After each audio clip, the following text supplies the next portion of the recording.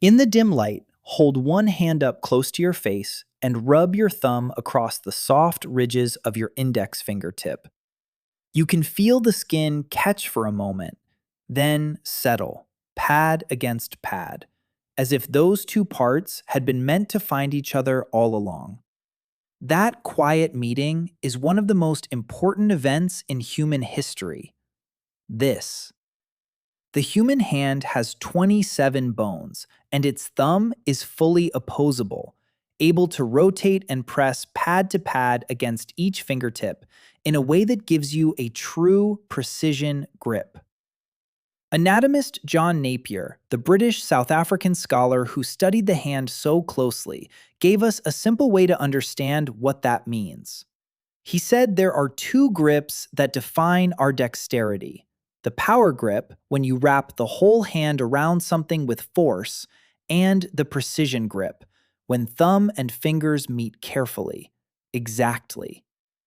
That sounds technical, so let's make it plain. Think of the hand as a living pair of tools. One part can close like a clamp around a branch, a handle, a weight.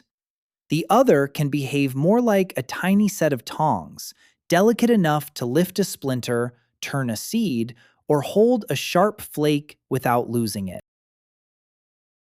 The opposable thumb is what lets the same hand do both. And once you notice that, something strange begins to happen. The hand stops feeling ordinary. It starts to feel old. Older than metal, older than farming, older than names.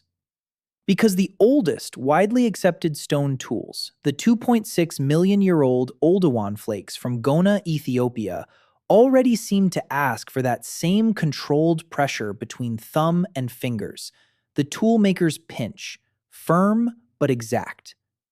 So the question isn't whether your hand is special.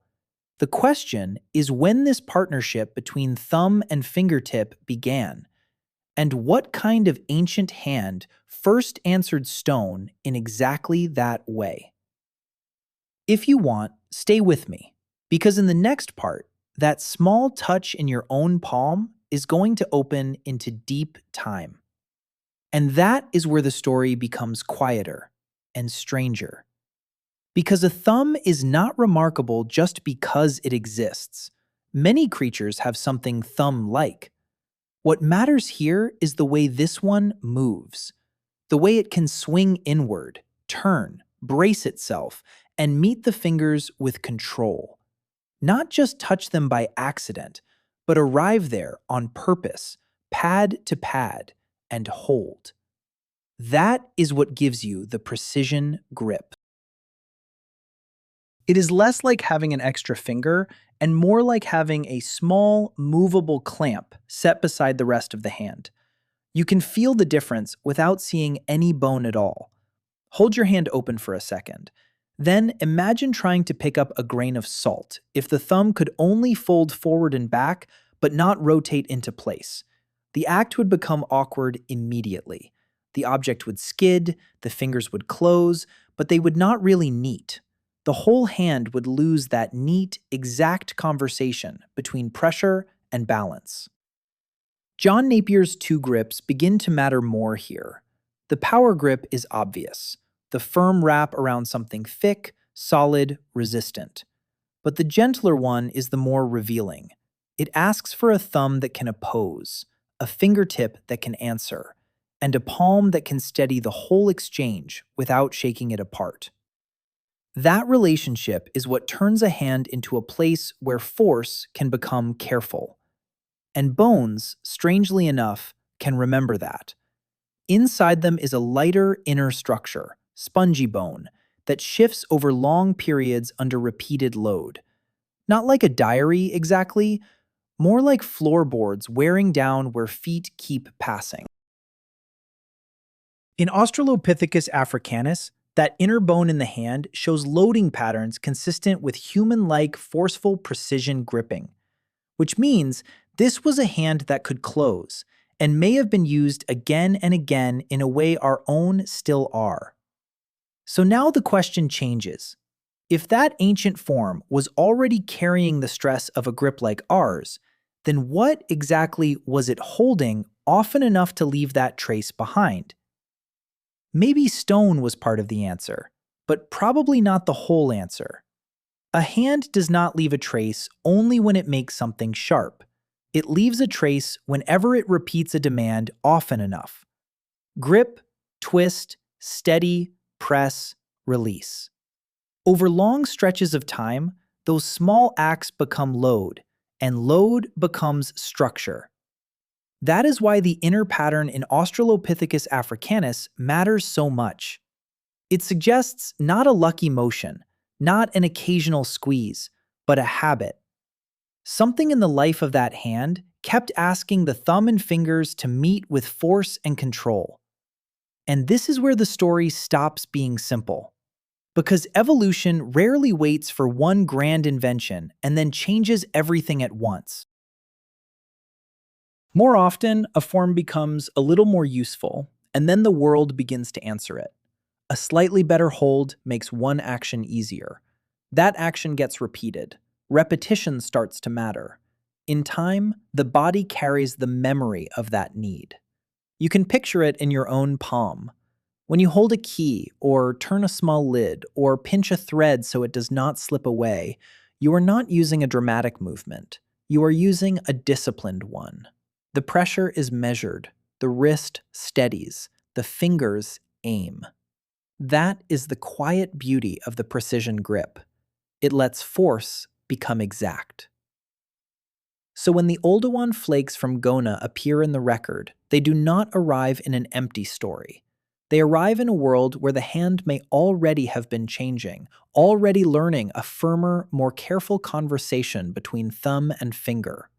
Stone did not necessarily create that relationship from nothing. It may have rewarded it, sharpened it, asked for more of it. And once a material begins to reward a certain kind of hand, the entire rhythm of that hand can change. Which brings us to the next threshold. Because there is a fossil form, later than Australopithecus africanus, where the fingertips themselves begin to look startlingly familiar, and the name attached to that hand is Homo habilis. And Homo habilis matters because by that point, the hand begins to stop feeling like a distant relative and starts to feel uncomfortably close. One fossil in particular, OH7, dated to about 1.8 million years ago, carries some of the clearest signs. The fingertips are broad. The thumb is capable of the human precision grip. Those are dry words on the page, but in the hand, they mean something almost intimate. Broad fingertips give a stronger bony base beneath the soft pads. They help steady an object when it wants to shift, roll, or slip. If the thumb meets the finger and the finger has a wider, firmer end beneath it, that tiny meeting becomes more reliable. Think of it this way. A narrow, uncertain contact is like trying to hold a bead between two smooth twigs. A broader, steadier contact is more like holding it between the tips of two careful tools. Just calmer, more exact. A hand with that kind of ending at the fingertips can do more than close. It can guide, and that changes the whole feel of the story, because now we are no longer looking only at traces inside bone, as with Australopithecus africanus, or at sharp stone from Gona asking for controlled pressure. Now we have a form where the architecture itself begins to speak more plainly. The thumb is not merely present, it is participating in a relationship your own hand still knows. This is where the evolution of the human hand and opposable thumb becomes less like a list of features and more like a slow arrangement of parts learning to cooperate. The thumb turns inward, the fingertip answers, the pad settles, the wrist steadies behind them. Pressure can be strong without becoming clumsy, and once you see that, another thought begins to press in. If a hand like OH7 could already manage that kind of careful hold, then perhaps the great divide in human history was never just the making of tools. Perhaps it was the moment when the hand became able to trust itself with small things, and from there, the whole future opened. And that word, trust, matters more than it may seem at first. A hand that can trust itself with small things is living in a different world from one that can only grab, cling, or brace. The difference is almost quiet when you watch it from the outside. A thumb settles against a fingertip. A bit of pressure shifts. The wrist firms up. The object does not slide away. That is all. And yet, that is the beginning of a new kind of relationship between body and material. This is why the old habit of talking about the thumb alone can be misleading. The hand is not a hero with a single star performer. It is a partnership. The thumb turns inward, yes, but the fingers must receive it. The palm must support it. The whole structure has to allow both steadiness and change. 27 bones sounds like a dry fact until you realize what those bones are doing together. They are not stacked like blocks. They are arranged like a flexible frame, one that can become firm in one moment and delicate in the next. That is also why John Napier's distinction keeps returning in the background. The power grip and the precision grip are not just two useful labels. They describe two different promises the same hand can make. One says, "I can hold this securely." The other says, "I can guide this carefully." Human dexterity lives in the overlap between those promises. And when you place that alongside what we saw in Homo habilis, something begins to sharpen. Broad fingertips and a capable thumb do not just suggest strength, they suggest reliability at a small scale. Lifting, carrying, handling, turning, placing, holding something right where it needs to be. Once that ability exists, even in an early form, stone changes too. A sharp flake is no longer just a fragment. It becomes something the hand can manage, reuse, and perhaps even choose. That is a different threshold entirely. Because the moment a hand can control a small, sharp edge without losing it, the story is no longer only about anatomy. It becomes a story about repetition, and about what repeated handling may have begun to teach the mind. And that may be the most important turn so far. Because once repeated handling begins to matter, the hand is not just reacting to the world around it. It is entering into a kind of exchange with it. A sharp edge rewards steadiness. A small object rewards control. A slipping fragment punishes clumsy pressure. Over time, that means certain movements become worth repeating, and certain forms become worth keeping. Feel the logic of that even now. When you pick up something delicate, your whole hand seems to become quieter. The fingers do less, but they do it better. The thumb joins with care. The wrist stops wandering. Pressure gathers in one small place and stays there. This is not brute force. It is disciplined contact. And the more often a body depends on such contact, the more valuable a reliable grip becomes. So the story of the hand cannot be told as if anatomy came first and behavior followed obediently behind. The two seem to lean on each other. A more capable hold makes certain actions easier. Those actions get repeated. Repetition puts new demands on bone, muscle, and control. Then the next generation inherits not a finished design, but a slightly better starting point. So when John Napier separated the power grip from the precision grip, he was not only giving neat names to familiar movements, he was describing two deep currents in the history of our kind. One lets the hand seize, carry, brace. The other lets it place, turn, guide. Human dexterity emerges where those currents meet. And that meeting may have shaped more than the hand itself. Because a grip able to hold a small, sharp flake steadily, does something subtle to the rest of the body. It gives the eyes reason to focus more carefully. It gives movement reason to become more exact. It may even give memory reason to linger on successful motions. So the next question is not just what the hand could do. It is what a hand like that begins to teach the mind, once stone starts answering back. And once movement begins to teach memory, the hand enters an even deeper story. A reliable hold does more than secure a stone. It creates the chance to repeat a motion on purpose. The thumb comes in, the fingers answer, the wrist settles, and if the edge stays where it should, that success can be tried again. Then again. Over time, the act becomes familiar.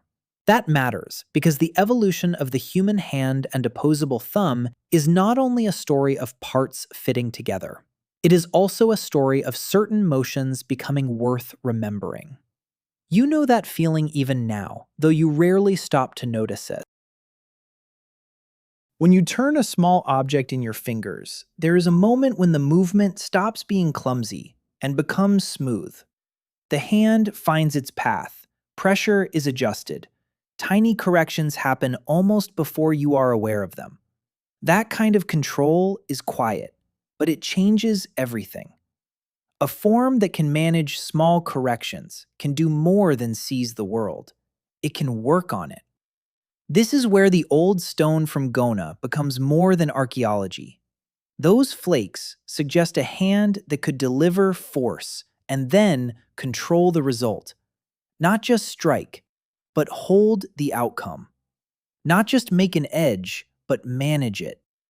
The toolmaker's pinch is part of that threshold. Firm enough that the flake does not slip. Careful enough that the hold stays exact. In a body shaped for that, repetition begins to gather meaning. And that may be why this history feels so intimate. The same structure that once steadied a sharp fragment now steadies a thread, a key, a page, a button. The scale changes. The principle does not. What we call dexterity may have begun as something much humbler. The growing ability to trust a small, controlled contact between thumb and finger. But there is still a missing piece here. A hand can only become that exact if the whole structure behind it allows both freedom and support. And that means we have to look more closely at how those 27 bones are arranged. And when you do look closely at that structure, the first surprise is that it is not built like a rigid tool at all. The hand is a changing frame. Those bones do not simply stack from wrist to fingertip in one straight plan. They create a shifting base, a palm that can firm up or give way, fingers that can spread or gather, and a thumb set apart just enough to return toward them with purpose. If you imagine a wooden clamp, you miss the point. This is closer to a small living scaffold, one that can soften for contact and then harden for control. That matters because a careful hold needs two opposite things at once. It needs freedom so the fingers can move into place, and it needs support so pressure does not collapse into wobble. In your own hand, those opposite demands are being solved all the time without any conscious effort. You turn a small object, and the wrist adjusts. You steady something delicate, and the palm subtly changes shape beneath it. The fingertips do not work alone. They are backed by a whole architecture that keeps tiny actions from falling apart. This is one reason the old question, which came first, the tool or the grip, is harder than it sounds. A useful pinch is not only about the meeting of thumb and finger. It depends on everything behind that meeting. The width of the palm, the way the fingers align, the ability of the whole hand to brace lightly without becoming stiff. Once those pieces begin to cooperate, even a modest task becomes different. A flake can be rotated, a small edge can be steadied, a repeated motion can become cleaner. And then another layer enters the story. Because even a beautifully arranged structure would still be clumsy if it could not feel. A hand must know when something is slipping, when pressure is too much, when contact is off by the smallest amount. The bones create the possibility, but they do not finish the act. For that, the thumb and fingertips need something else, a constant stream of touch, guiding every tiny correction before the object is lost. And that stream of touch may be the quiet partner in all of this. A hand does not guide well by shape alone. It has to feel the moment a surface begins to shift. It has to notice the smallest slide, the faintest change in pressure, the difference between secure contact and almost secure contact. Without that, even a beautifully arranged hand would be awkward. The bones could bring thumb and finger together, but they would meet like two pieces of wood, not like living tissue adjusting itself from instant to instant. You know this without naming it. Hold something thin, a corner of paper, a loose thread, a dry leaf. The pressure is tiny, almost nothing, and still your fingers keep correcting, in whispers. A little less force here, a little more there. The object stays where it should because the hand is receiving news from the skin all the time. Contact is never silent. That is why the story of dexterity is larger than joints and leverage. The structure creates the chance for control, but sensation makes control usable. When thumb and fingertip meet, the meeting is not merely mechanical. It is informative. It tells the hand whether to hold, ease, turn, or stop. And once that kind of feedback exists inside a capable form, the world changes again. Small objects become manageable. Fragile edges become less risky. Repeated actions become more exact. Now place that beside the old evidence we already have, the loaded inner bone of Australopithecus africanus, the broader fingertips and capable thumb of OH7, the sharp flakes from Gona asking for steady handling. The picture grows quieter, but clearer. This was not just a line of hands becoming stronger, it was a line becoming more responsive. And responsiveness has consequences, because a hand that can feel fine differences can begin to do something more than hold and shape. It can inspect. It can turn an object slightly and judge it. It can compare one edge with another. It can learn, through touch, that one motion works better than the last. Once a hand can learn at that scale, it is changing more than tools. It may be changing attention itself. And attention may be the next thing the hand quietly reshaped. A body that can feel fine differences in pressure does not just become more skillful, it becomes more selective. One edge feels sharper than another. One grip feels steadier. One angle works, another slips. Those are small distinctions, but they matter because small distinctions invite correction. The hand tries again, and this time it turns the object a little differently. It presses a little less. It holds a little longer. In that rhythm, touch begins to guide choice.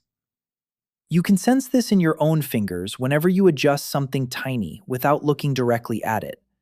The movement is not random. The thumb and fingertips are comparing, testing, refining. The object in your hand becomes something you can evaluate, not just carry. That is a very different relationship with the world. It means a thing can be judged by how it behaves under contact.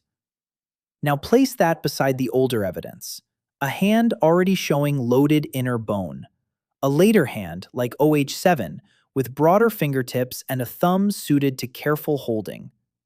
Sharp flakes from Gona asking not only to be struck, but to be managed after the strike. Slowly, a picture forms.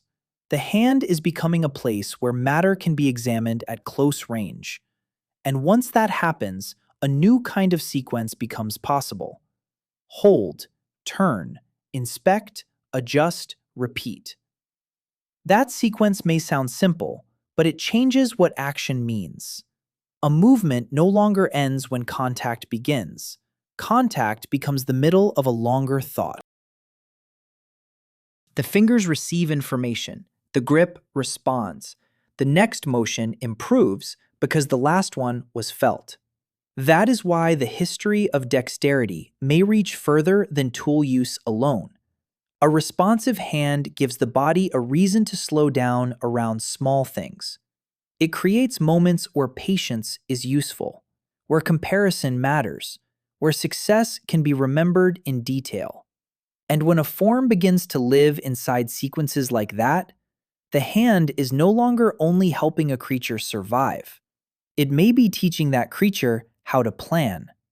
And planning may be where this quiet story starts to feel unmistakably human. A hand that can compare one hold with another is already doing more than reacting. It is beginning to favor outcomes. This grip kept the edge steady. That one let it twist. This angle worked better. The next attempt can be shaped by the last. That is a very small form of foresight, but it matters, because foresight does not always arrive as a grand thought. Sometimes it begins as the body learning that one careful movement deserves to be repeated. You can feel that in the simplest acts. When your fingers reach for something tiny, they do not start from zero each time. They carry habits. The thumb approaches with a certain confidence. The fingertips expect resistance, texture, weight. The hand prepares itself. In that sense, a good grip is never only present. It already contains memory, and memory leans forward. This is why the precision grip belongs to a larger history than the hand alone. Once a body can hold, turn, inspect, and adjust in sequence, it begins to live among small plans. Just ordered actions. First stabilize, then rotate, then test, then try again. A flake from Gona would have mattered inside exactly that kind of sequence. So would the broader fingertips of OH7. So would the older loading pattern we saw in Australopithecus africanus. Each clue points, in its own way, toward a form that was not merely grasping the world, but working through it, step by step. And step by step changes everything. Because once action has sequence, it can also have teaching. A successful motion can be seen, repeated, corrected. The hand becomes a structure for handling objects, a place where useful order can live. Thumb, finger, wrist, pressure, release. All of it can be practiced. That may be the next threshold waiting for us here. Not the first sharp edge, not even the first reliable hold, but the moment when a movement became stable enough to be shown and stable enough to be learned from someone else. And once a movement can be shown, the hand begins to matter in a new way. A grip that is stable enough to repeat is one thing. One stable enough for another pair of eyes to notice and another hand to attempt is something larger. The motion does not have to be explained in words. It only has to be visible, reliable, and useful. Thumb comes in. Fingers answer. The object holds. The edge stays where it should. A sequence like that can leave the private life of one body and begin to pass between bodies. You feel how simple that is and how profound. So much of what your own hand does was not invented by you. You learned it through watching, correcting, trying again. Even the most ordinary acts carry that shape. Tie, turn, pinch, place. The hand receives a pattern from somewhere outside itself, tests it against the world, and keeps what works. Once that becomes possible, dexterity is no longer just anatomy. It is inheritance of a different kind. This may be one reason the old divide between body and culture is too neat for a story like this. The form we saw in Homo habilis, the earlier loading patterns in Australopithecus africanus, the careful demands implied by the flakes from Gona. None of these clues stands alone anymore. Together, they suggest a body becoming more capable of holding not just objects, but procedures, a useful order of actions, a small discipline, a way of doing something that can survive because it can be repeated. And when repetition passes from one individual to another, the world changes once more. Now, a stone is not only something found, it may become something expected. A good edge becomes worth seeking. A certain hold becomes worth practicing. The hand lives among remembered forms, and the material world begins to answer those expectations in return. That is where the story grows wider than fingers and thumbs. Because once a hand can carry a repeatable method, the next pressure on evolution may not come from the body alone, but from a whole way of living that starts to depend on hands like these. And when a whole way of living begins to lean on the hand, evolution stops looking like a chain of isolated upgrades. It starts to look more like a conversation between body and habit. One kind of hold makes one kind of object useful. That useful object invites more of the same hold. The motion gets repeated, refined, watched, passed on. Then, the hand that supports it well becomes more valuable inside that way of life. Nothing here has to arrive fully formed. It can build slowly, through small advantages that keep meeting the world at the right moment. That matters because we often imagine the hand as if it were designed in advance for everything we now ask of it: writing, stitching, carving, fastening, turning, placing. But the older story feels humbler than that. The same structure that now closes around a pen or steadies a button may have been shaped through far plainer demands. Hold this flake without losing it. Turn this edge slightly. Keep pressure steady. Do it again. Then again. A body does not need a grand future in mind for those acts to matter. It only needs them to matter often enough. That humility shows in your own fingers. So many useful movements are small. They do not announce themselves. The thumb settles in. The fingertips answer. The palm firms up just enough. The act succeeds. And because it succeeds, it becomes part of the body's quiet expectations. That is how repetition settles inside form. And this may also explain why the evidence comes to us in pieces. A loading pattern in Australopithecus africanus, wider fingertips and a capable thumb in OH7. Oldowan flakes from Gona asking for a controlled hold. None of those clues is the whole story. But together, they suggest a world in which the hand was becoming increasingly worth depending on. Once dependence enters the picture, another pressure appears. A body can inherit anatomy, yes, but a life built around repeated handling also creates demands that no bone can meet alone.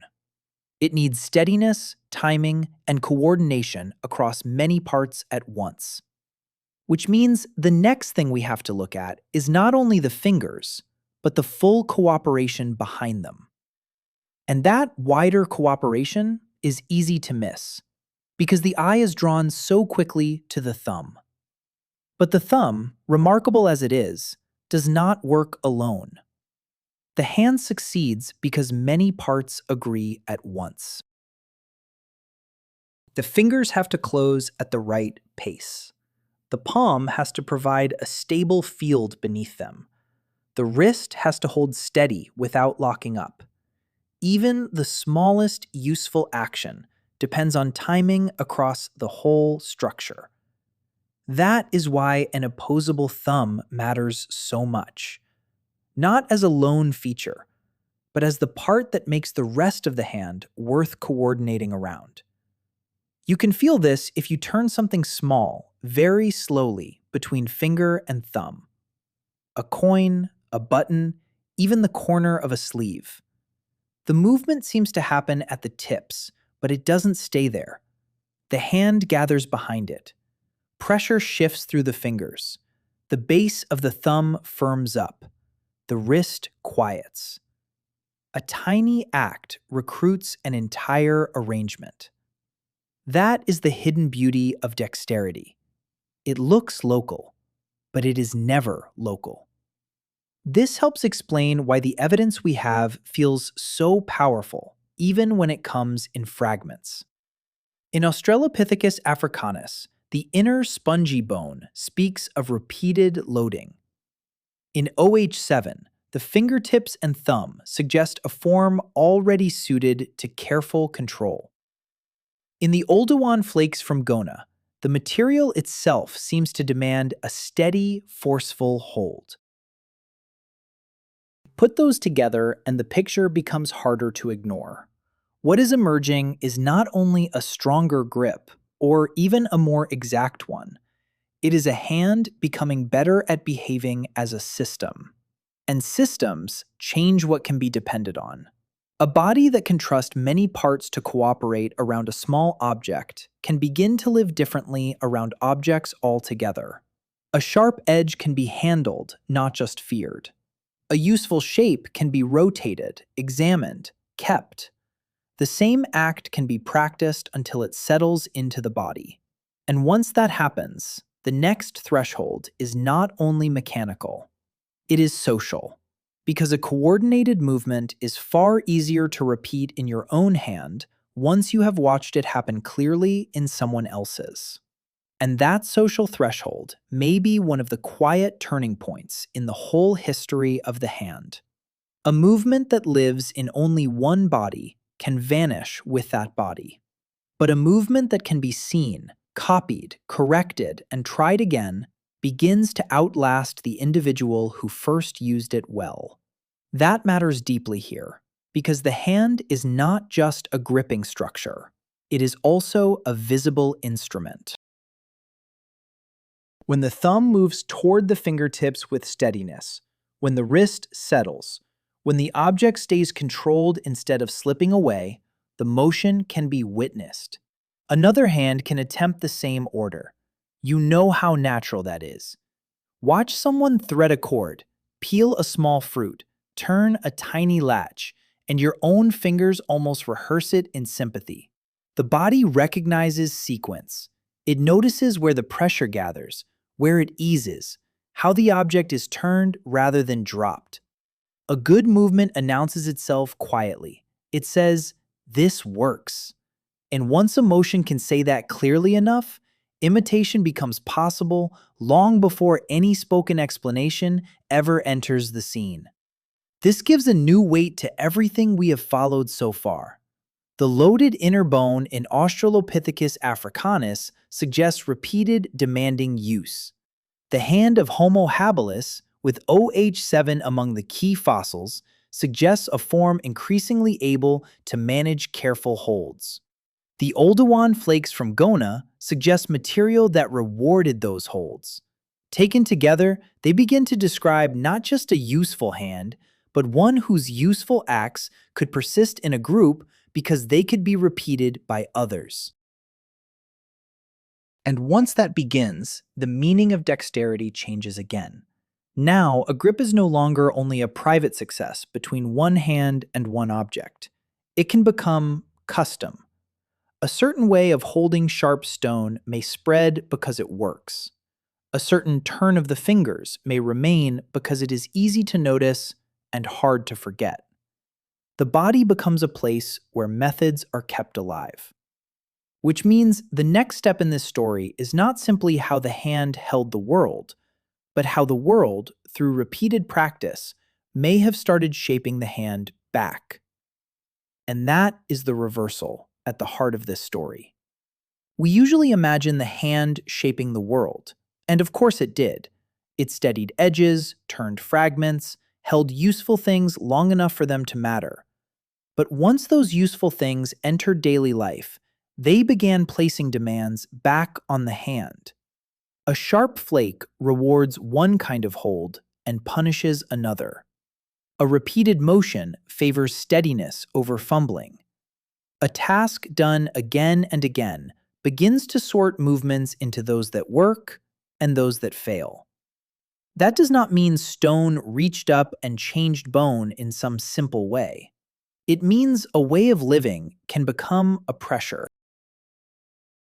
If careful handling starts to matter often enough, then forms that support careful handling matter more within that life. The body and the material answer each other, slowly, across many generations. What began as an opportunity becomes an expectation. You can feel a faint echo of that in your own palm. The hand does not treat every object the same. It approaches a heavy cup one way, a loose thread another, a dry leaf another still. The form is flexible, but not random. It carries old solutions. It knows, in its own quiet language of pressure and timing, that different materials ask different questions. So John Napier's two grips feel so deep once you sit with them for a while. The power grip lets the hand commit force to the world. The precision grip lets it negotiate with the world. And a life that depends on both does not just favor strength or delicacy in isolation. It favors a structure able to move between them without losing control. Now place that back beside what we have already seen: the loaded inner bone in Australopithecus africanus, the capable hold suggested by OH7, the Oldowan flakes from Gona asking for exact handling. The line between anatomy and behavior starts to blur. The hand is not simply becoming more human in some abstract sense. It is being drawn into a tighter partnership with objects, habits, and repeated acts. Once a body enters that kind of partnership, something else begins to change with it. Not just what the hand can do, but what the rest of the mind starts expecting from the hand. And that expectation from the mind may be one of the deepest changes of all. Once a body comes to rely on a careful hold, it begins to prepare for one before contact even happens. The hand does not arrive empty. It approaches with a plan already forming in muscle and attention. The thumb comes inward expecting resistance. The fingers expect texture, angle, weight. The wrist quiets itself in advance. A useful movement stops being only a response to the world and becomes something the body can ready itself for. You can notice this in the smallest modern acts. Reaching for a loose button on a table feels different from reaching for a warm mug. Before touch, the hand is already choosing. It shapes itself toward delicacy or force. That difference matters here because it suggests a long partnership between control and anticipation. The hand does not merely solve problems after they appear. Over time, it becomes part of how the body predicts them. And that is where this story becomes larger than bone, larger even than stone. A form that can support stable, repeatable handling gives the rest of the body a reason to expect success from fine action. Once that expectation exists, more behavior can gather around it. More care, more patience, more willingness to work with small objects instead of ignoring them. The structure encourages the habit, and the habit gives the structure a place to matter.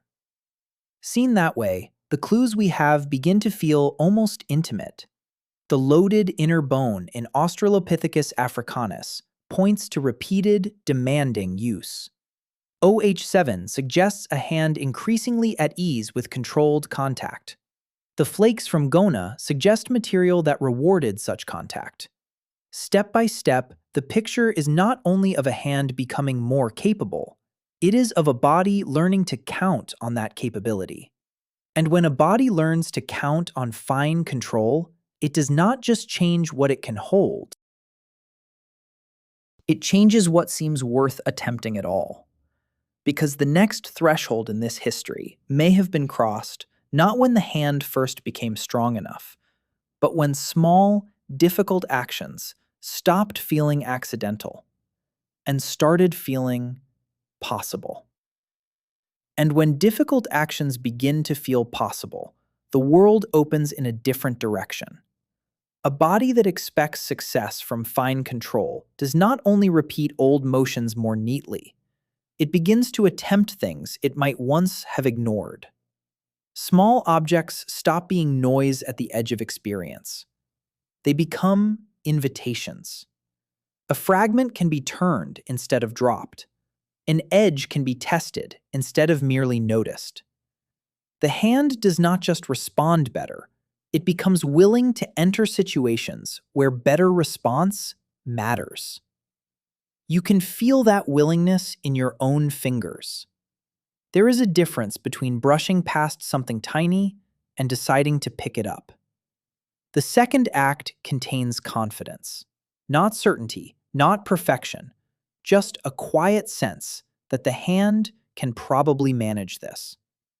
The thumb comes in, the fingertips narrow their aim, and the whole structure gathers around a task that would be pointless if success felt out of reach.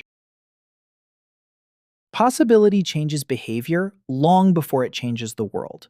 That is why the long history we have been tracing keeps widening. The loaded inner bone in Australopithecus africanus suggests demanding repeated use. OH7 suggests a hand increasingly suited to controlled contact. The flakes from Gona suggest material that rewarded such contact.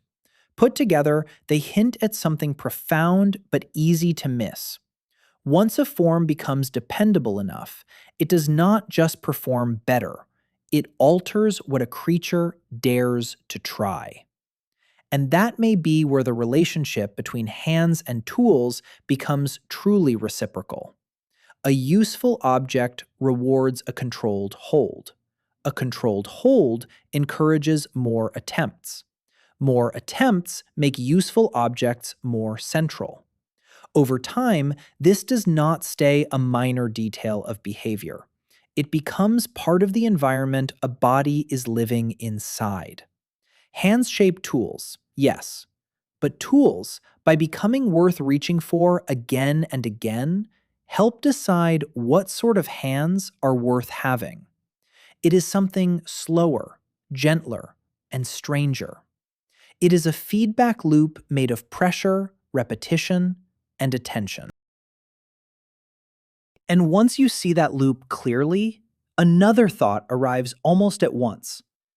If objects outside the body began helping shape the hand, then the story of this form may be tied not only to survival, but to the rise of a much richer human world. And a richer world, in this case, does not have to mean monuments or grand inventions. It can begin with something much smaller, a sequence of actions becoming dependable enough that life starts to gather around it. A hand that can hold, turn, test, and keep control is not just better at one task. It becomes more useful across many tasks. The same careful structure that manages a sharp flake can also manage any object that rewards steadiness. Once that happens, the hand stops being a narrow adaptation and becomes a kind of general solution. You can feel that breadth in your own body. The movement you use to lift a crumb from cloth is not identical to the one you use to turn a thin page or straighten a loose thread, but they belong to the same family. The thumb approaches with care. The fingertips narrow their aim. Pressure stays measured. Contact remains alive. A form built for such control does not merely survive one challenge. It becomes ready for many. So the old question of whether hands shaped minds or minds shaped hands may never have a clean answer. The relationship seems more entangled than that. A dependable hold makes new actions worth trying. New actions make new habits worth preserving. New habits make a responsive hand more valuable. Over time, what changes is not only performance, it is the range of possible behavior that can gather around that performance. Seen in that light, the clues we have begin to glow a little differently. The loading pattern in Australopithecus africanus suggests repeated, demanding use. OH7 suggests a later form increasingly comfortable with careful control. The flakes from Gona suggest material that rewarded such control. Together, they do not point to a sudden leap. They point to a widening field of usefulness. And usefulness is a powerful force in a body. Because once a form proves itself across many small situations, it starts to become central. The hand is not just helping with occasional difficult tasks. It may be moving toward the center of daily life itself. And if that is true, then the next question is almost unavoidable. What happens to a creature when so much of its life begins to pass through the quiet intelligence of the hand? And when the hand moves toward the center of daily life, the old idea that intelligence sits somewhere above the body starts to feel incomplete. Because this form does not just obey thought, it helps organize it. A useful hold asks for sequence.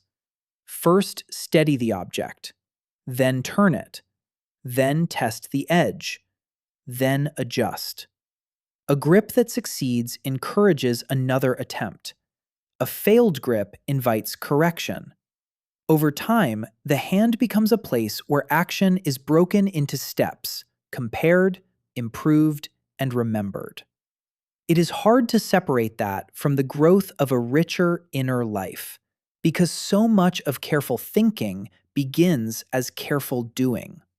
You can sense that even now in very ordinary moments. Turn a key slowly in your fingers, or straighten a bent corner of paper, and the act is never just force. The body is measuring, anticipating, correcting. The hand is not waiting passively for the mind to issue commands like a machine. It is part of the loop. Touch informs movement, movement changes touch, and the next decision arrives already shaped by both. That is why dexterity feels so intimate. It is thought made physical, and physical action feeding thought back again. Seen that way, the evidence we have gathered begins to converge towards something larger than tool use alone. The repeated loading in Australopithecus africanus, the controlled capacity suggested by OH7, the Oldowan flakes from Gona requiring a steady hold after the strike. These clues do not prove a sudden leap into modern consciousness, but they do suggest a long, deepening partnership between hand, object, and attention. A being that can manage small things well begins to live in a world where small differences matter more. And when small differences matter, patience matters, repetition matters, teaching matters. Selection does not act only on strength or speed anymore, but also on whether a body can keep control long enough for fine action to pay off. That may be the real threshold we are approaching now. Not the moment the hand became merely capable, but the moment it became so central that the creature carrying it could no longer live, learn, or imagine in quite the same way as before. And once the hand becomes central like that, it starts to change the meaning of ordinary life. Not because every moment turns dramatic, but because so many moments begin to pass through fine control. A body that can manage small objects well can do more than survive an occasional challenge. It can organize daily actions around steadiness, sequence, and adjustment. The same careful form that once mattered for holding a sharp edge can later matter for countless quieter tasks: holding, sorting, placing, turning, fastening, carrying without losing. You can feel how humble that is. pinch a loose thread, straighten a fold, lift something tiny from a tabletop. None of these acts feels grand, and yet each one depends on a hand that can move from force to delicacy without breaking rhythm. John Napier's old distinction between the power grip and the precision grip matters here more than ever, because daily life does not ask for one or the other in isolation. It asks for both, often within the same minute. Hold firmly, then guide gently. Brace, then adjust. The hand is constantly crossing that bridge.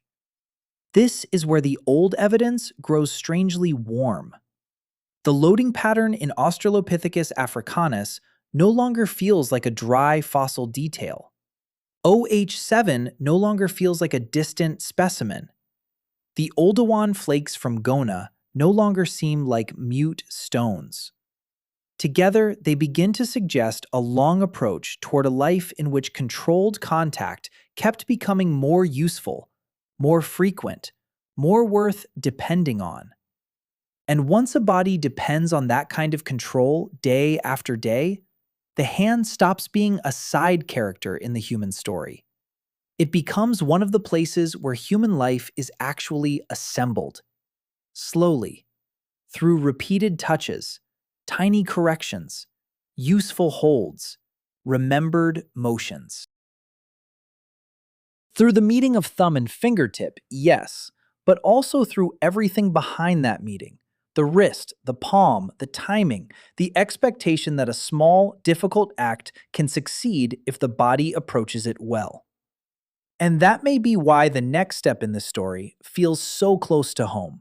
Because to understand what this ancient form became, we have to return to the quiet tasks your own hand performs without ceremony every day. And when you do return to those quiet tasks, the story becomes almost disarmingly simple. Think about what your hand does in a single ordinary hour. It steadies a page without tearing it. It lifts a corner, turns a key, pinches fabric, adjusts a sleeve, holds something firm, then something delicate, then something nearly weightless. The same structure keeps changing its tone. It can close with force, and then, a second later, soften into control. That is the mature form of a very old arrangement. Not just strength, not just delicacy, but the ability to move between them without confusion. That is why the old evidence feels so alive now. The hand of Australopithecus africanus carrying those loading patterns in its inner spongy bone. The hand of Homo habilis, with OH7 showing broader fingertips and a thumb capable of the human precision grip. The Oldowan flakes from Gona, Ethiopia, asking for forceful, exact handling between thumb and fingers. These are not separate curiosities anymore. They begin to line up as stages in a long conversation between anatomy, contact, repetition, and daily usefulness. And once you see them that way, another truth becomes hard to ignore. The human hand did not need to be built for writing, weaving, surgery, or music in order to make those things possible later. It only needed to become versatile enough, trustworthy enough, and responsive enough that later human lives could pour new uses into the same old form. The palm, the fingertips, the wrist, the returning thumb, all of it became a kind of open architecture, a body part ready to receive many futures. That may be why this story carries such quiet force. It does not tell you that the hand suddenly became human in one dramatic instant. It tells you something more tender than that. A structure grew more exact. A hold became more reliable. Small actions became repeatable. Repeatable actions became part of life. And now we are standing very close to the final question. If this form was built slowly by pressure, touch, repetition, and use, then what are you really looking at when you open your own hand and see it resting there in the light? And if you are looking at your own hand now, What you are really seeing is not just a tool. You are seeing a record of solved problems. How to hold without losing, how to guide without crushing, how to apply force without surrendering control, how to let the thumb return toward the fingertips and make that meeting useful again and again across countless small situations. The shape resting at the end of your arm is not random comfort. It is old negotiation made visible. That is why the facts we began with now feel heavier than they did at first. 27 bones, a living arrangement. John Napier's 2 grips, the deep grammar of daily action. The inner spongy bone of Australopithecus africanus carrying the memory of repeated, demanding use. OH7 from Homo habilis, showing broader fingertips and a thumb capable of the human precision grip. The Oldowan flakes from Gona, Ethiopia, asking for that firm, exact handling between thumb and fingers. Piece by piece, they have stopped being isolated data and become one long approach toward the hand you know without noticing. And maybe that is the quiet wonder here. Not that the hand is perfect, not that it was meant for every beautiful thing humans later did with it, but that a form shaped through pressure, repetition, touch, and use became open enough to hold future after future inside it. The same old structure could steady stone, then thread, then page, then pen. The same returning thumb could help build tools, habits, and lives. So when you open your palm, you are not simply looking at flesh. You are looking at an archive that still moves, a place where deep time never became fully passed. And there is only one last step left now, to come back all the way from fossils, stone, and ancient loading patterns to the quiet human meaning of that fact, and to ask what it changes, if anything, about the way you see your own body before sleep tonight. And maybe the clearest way to answer that is the simplest one. Open your hand again if you want. Let the fingers loosen. Let the thumb rest away from them for a second. Then bring it back slowly until it meets the tip of one finger. Nothing dramatic happens. No flash of history, no voice from the past, only a small, exact contact. And yet, inside that quiet touch is everything we followed. The 27 bones arranged for movement and support. The 2 old patterns John Napier named. The loading once carried in Australopithecus africanus. The broadened fingertips of OH7. The Oldowan flakes from Gona that rewarded a steady hold. What you are looking at, then, is not a monument to greatness. It is something better and gentler. It is a form made trustworthy. A part of the body that learned, over immense stretches of time, how to meet the world without always crushing it or losing it. Force and care ended up living in the same small place. Perhaps that is why the hand feels so human in a way that is hard to say aloud. Not because it separates us from the rest of life as if we stood outside it, but because it shows how deeply a life can be shaped by repeated contact with real things. Stone, edge, pressure, slip, correction, success. The old story was written there long before writing existed, and now it continues in smaller scenes, in the turn of a page, in the tying of a knot. In the way a fingertip pauses on fabric to find its grip before moving on, the ancient bargain never disappeared. It just became ordinary enough to forget. A flake of stone once had to be held carefully enough not to fall. Tonight, somewhere near your bed, a blanket edge may catch for an instant between thumb and finger in exactly the same patient way. Then, the hand relaxes, And all that old precision, after carrying a world for so long, comes to rest in the dark.